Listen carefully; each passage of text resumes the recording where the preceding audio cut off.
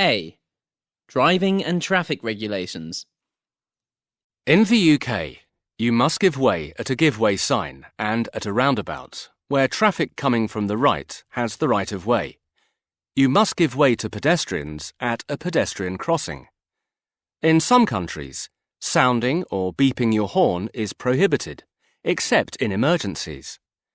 In most countries, jumping a red light is a serious offence, as is reckless driving. In many parts of the world, drink driving or drug driving can result in a heavy fine or imprisonment.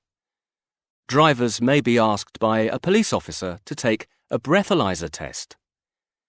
Hit-and-run accidents are almost always considered to be grave offences and may result in a ban for several years and/or imprisonment.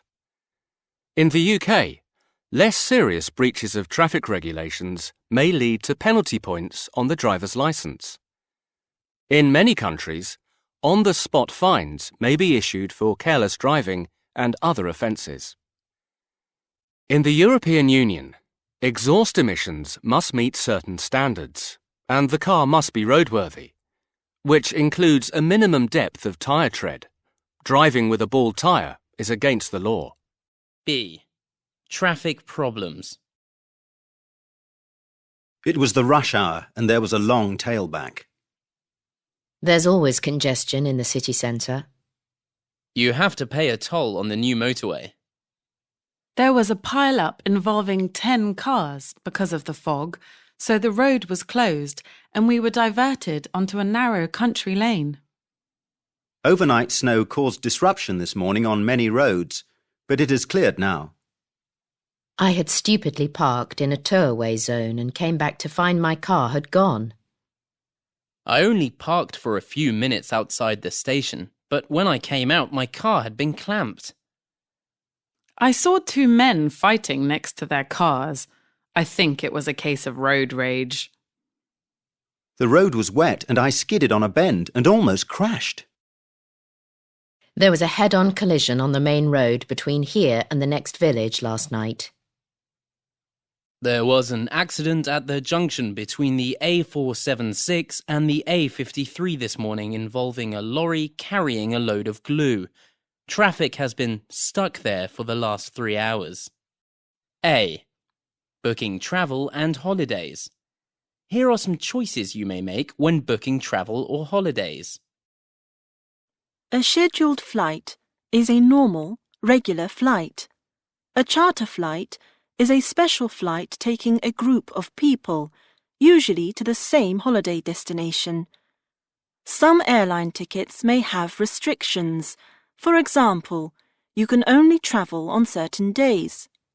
Such tickets can offer good value for money, but if you cancel, they are non-refundable, or you may have to pay a cancellation fee. Some tickets allow a stopover. A package holiday normally includes accommodation and transfers. For example, a coach or a shuttle bus to and from your hotel. An all-inclusive holiday includes your flight, accommodation, and all meals, drinks, and snacks in the hotel. Sea travel is normally on a ferry, and the journey is called a crossing, but you can have a holiday on the sea if you go on a cruise. For some people, a luxury cruise is the holiday of a lifetime. You may decide to book a berth in a shared cabin, or to have a single or double cabin. For more money, you can often get a deluxe cabin, perhaps on the upper deck. Cruises often go to exotic islands where you can get away from it all. Train travel allows you to relax as you travel and look at the countryside through the windows of your carriage. Railways link major towns, but you may have to change trains if you are not able to get a through train.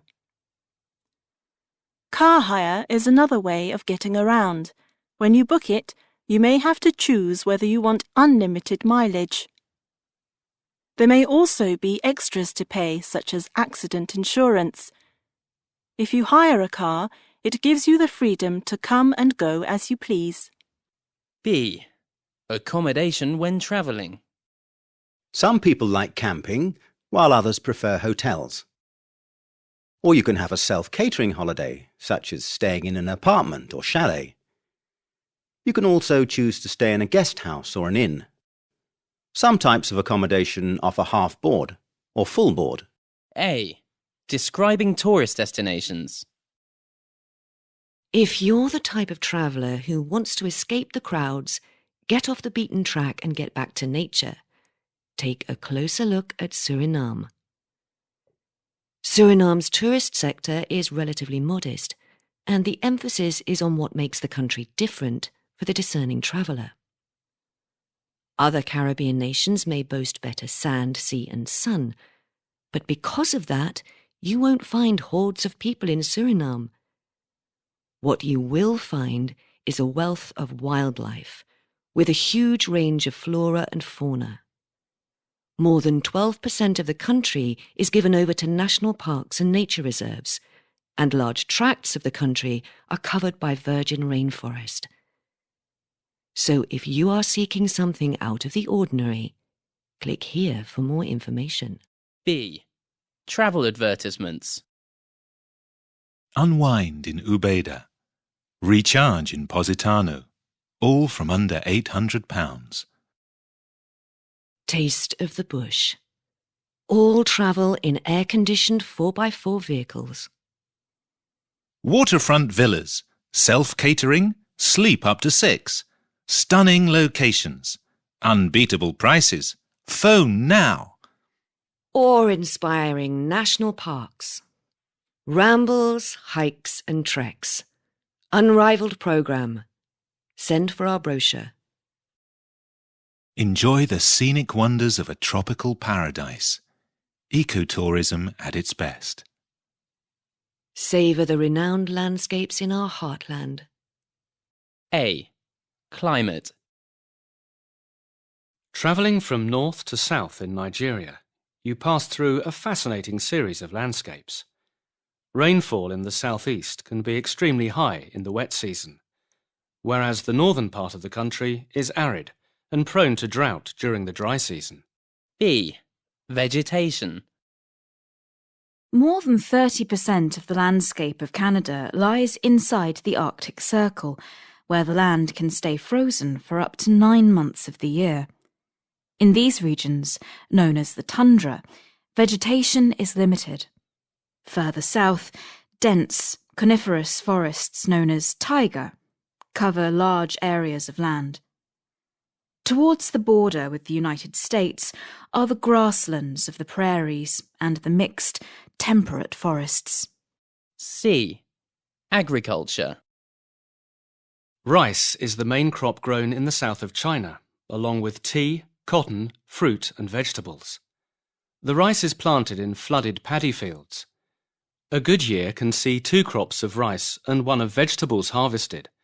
In the drier, hillier north and west, farmers generally harvest a single crop of cereals and, in addition, tend sheep and cattle.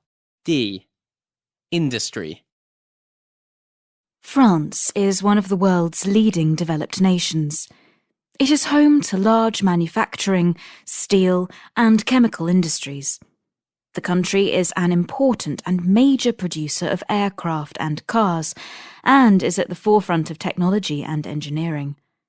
Its sizable nuclear industry generates a significant proportion of the nation's electrical power. Like many developed countries, France provides a lot of help and aid to developing countries. E. Population. Brazil is a vibrant mixture of peoples. Some are descended from indigenous tribes, others from the Portuguese, who were the colonial power in Brazil for 300 years. Many Brazilians have African ancestors brought over in the 17th century as slaves to work on sugar plantations. During the 20th century, large numbers of European migrants settled in the south.